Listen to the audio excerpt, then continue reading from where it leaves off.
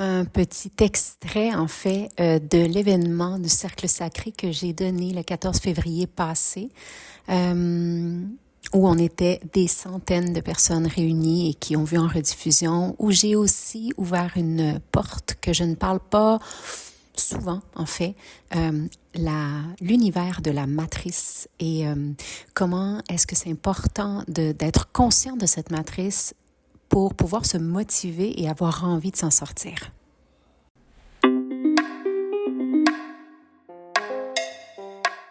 Namasté et bienvenue au podcast Sorcellerie Blanche. Ce projet de cœur a démarré en 2019 et on continue depuis. Si t'es ici, c'est que la sorcellerie blanche sous toutes ses formes t'attire. Tu vas donc entendre parler de chamanisme, d'ésotérisme, d'holisme avec des gens comme toi et moi. On s'inspire, on partage, on dédramatise et on se motive. Je suis Gaïa Charline, âme nomade et créatrice, passionnée de la vie, de chai latte, de conversations profondes, de planches à neige, de bulldog français et d'entrepreneuriat spirituel. J'accompagne des femmes médecines à transitionner vers l'entrepreneuriat spirituel en toute simplicité. Je pourrais te nommer les 1001 choses que je fais, mais je pense que le plus important, c'est que tu connaisses mon essence. Alors, bienvenue dans mon univers où ensemble, on se rappelle que la plus belle des magies, c'est celle qu'on porte à l'intérieur. Alors, on sort nos balais belles sorcières et on dépoussière ce qui est déjà là.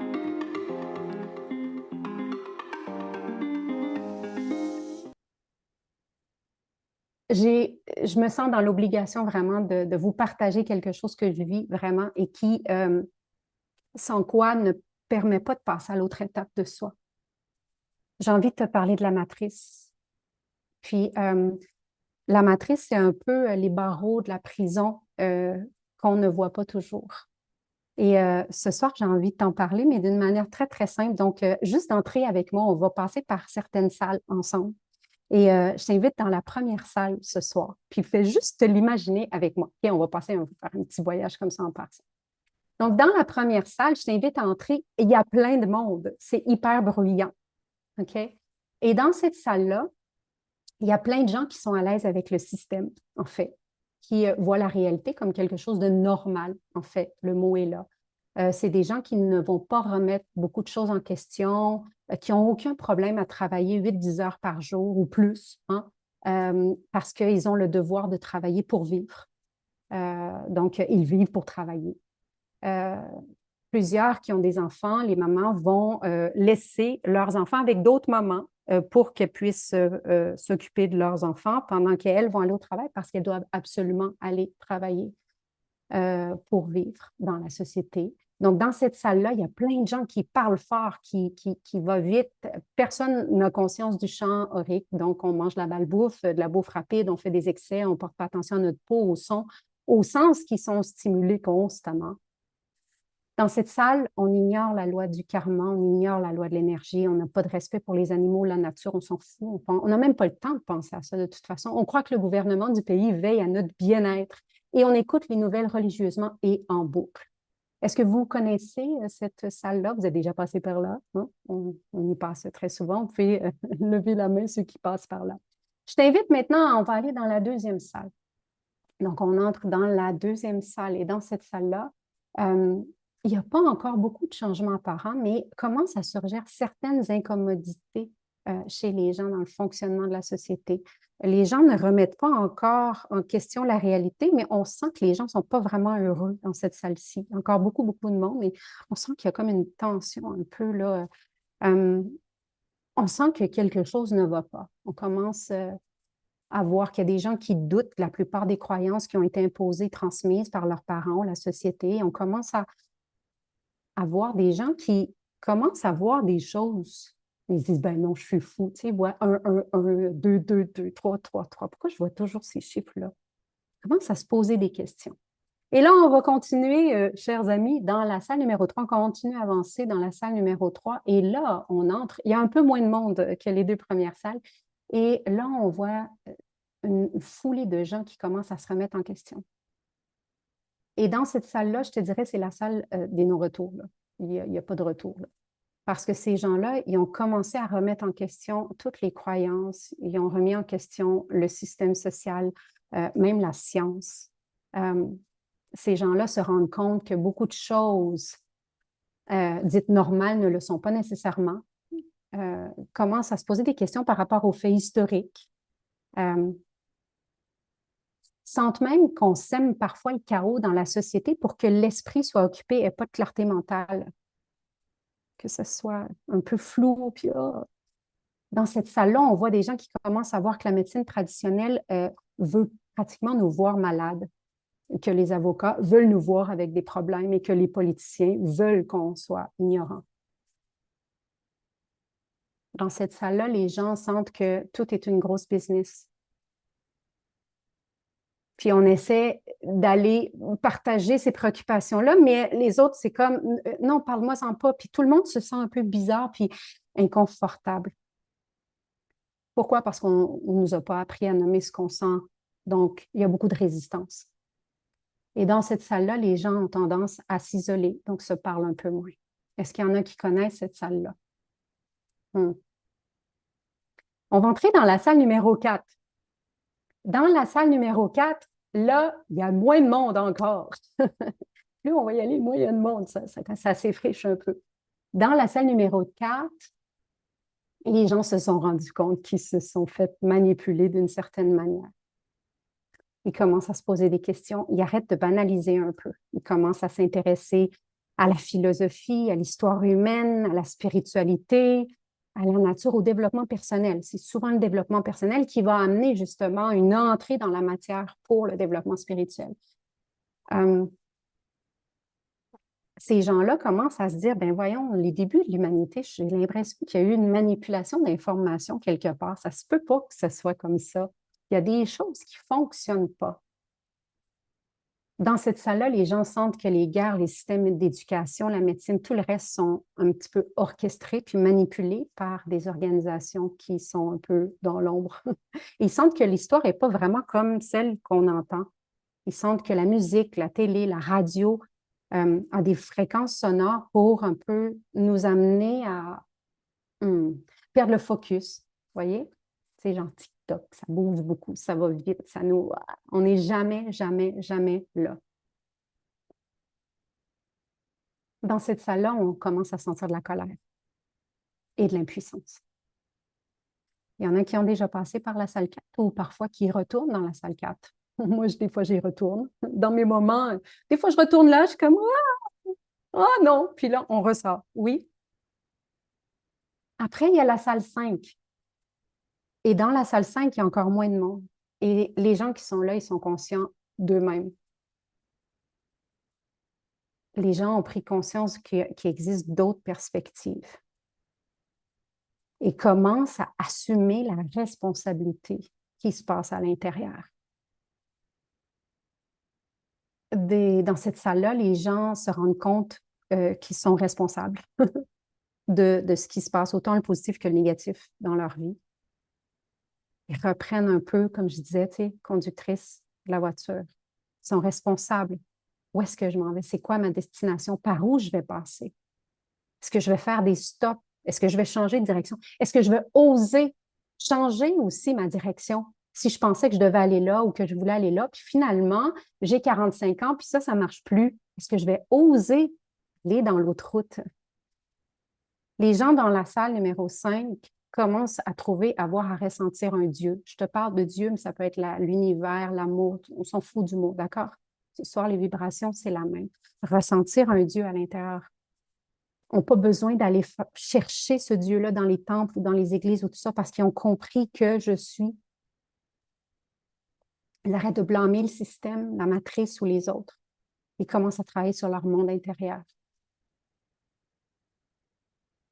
Mais dans cette salle-là, les gens ressentent qu'ils n'ont pas beaucoup de vrais amis. Qu'avec leur famille, des fois, c'est plus qu'on avait dit que la famille doit absolument être pour toujours. Est-ce qu'il y en a qui ont passé? Natacha dit, moi, je suis en plein dedans. Il y en a, oui. Oui. C'est quand même bon signe. C'est pas toujours cool, mais c'est bon signe. On est dans le même bateau. Okay?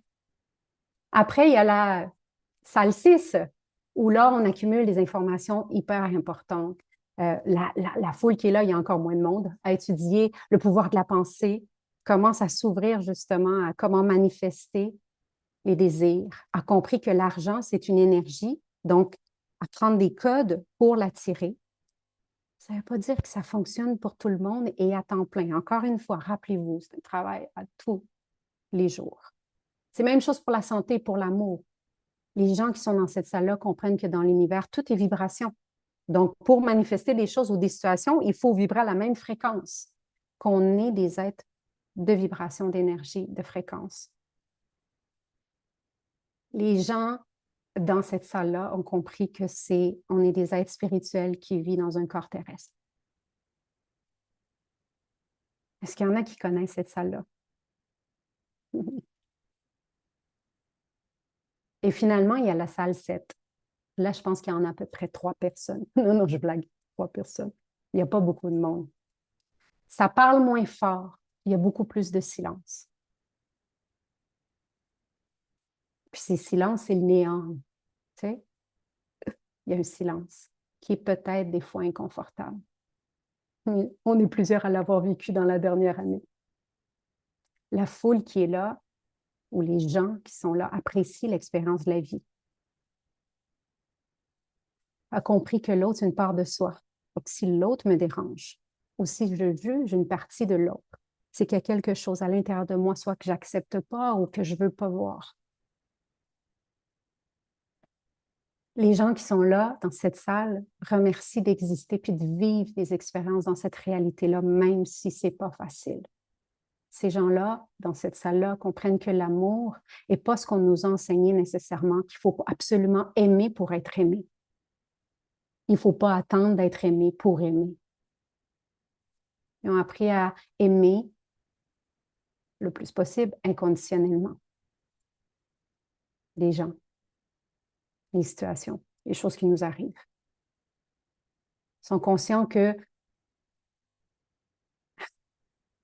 non, ils ressentent une grande mélancolie sans pouvoir l'expliquer.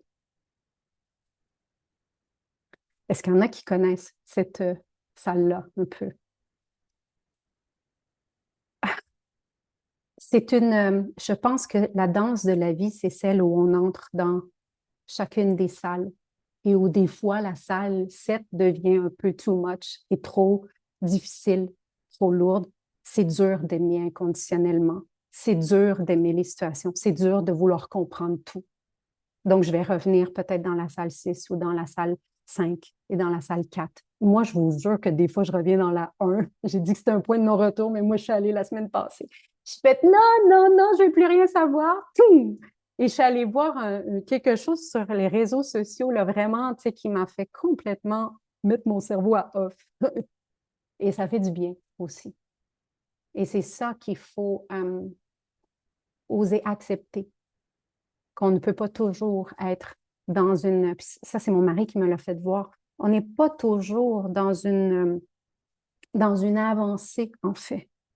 Des fois, on peut-tu dire ça, rétrocède? Non, on ne peut pas dire. On peut-tu? Oui, on retourne vers l'arrière des fois. Et ça ne veut pas dire que retourner vers l'arrière, c'est mauvais, mais ça veut juste dire que j'ai besoin de prendre un peu de recul pour voir qu'est-ce qui s'en vient. Pourquoi je te parle de ça? Parce que dans les dernières salles que j'ai eu envie de te présenter aujourd'hui, en fait, tout ça fait partie de la fameuse matrice que je parle depuis des années. Mais les dernières salles vont être celles qui vont apporter plus de paix profonde. Puis on aimerait ça être là tout le temps. Je pense que c'est vraiment l'objectif de cette vie-ci. Hein? Et c'est ce que prône, par exemple, Bouddha, puis tout ça, des grands illuminés. Mais la réalité en est autrement. Parce qu'on vit dans une société qui va très, très vite, où on a des responsabilités, où ça bouge beaucoup, où on est overstimulé tout le temps, surstimulé. Et donc, qu'est-ce qui est important de savoir, c'est de se rappeler qu'on est on est des êtres d'énergie. Et cette énergie-là, on habite un corps physique. Donc,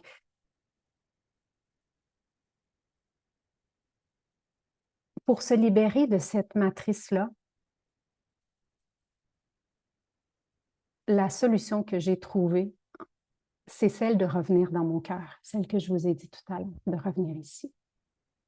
Et par la suite, à partir du cœur, c'est comment, à travers ces énergies-là et ces fréquences, est-ce que je peux manifester du changement?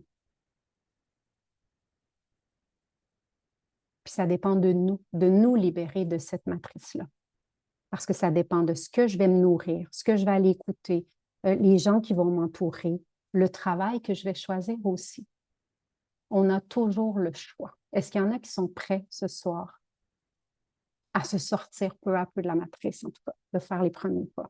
Avant de commencer un travail de manifestation, puis de transformation, puis de changement, il faut d'abord que je vois où est-ce que j'en suis aujourd'hui. Puis de renommer peut-être les salles te permet de voir, ben, je suis peut-être moi dans la salle 4, tu sais, je vais assez en salle 4, salle 5, puis des fois je vais dans la 7, mais pour pouvoir faire un changement, il faut qu'aujourd'hui je sache où est-ce que j'en suis. Je vais être super honnête, hein, ça fait des années que je suis sur les réseaux puis que je partage un peu mon opinion, mais de partager sur la matrice autant profondément était pour moi un peu un challenge. Donc, merci de votre ouverture. Puis de me faire sentir en sécurité de vous en parler avec vous. Je savais ce soir que j'allais attirer des gens qui étaient prêts à ouvrir leur cœur par rapport à ça.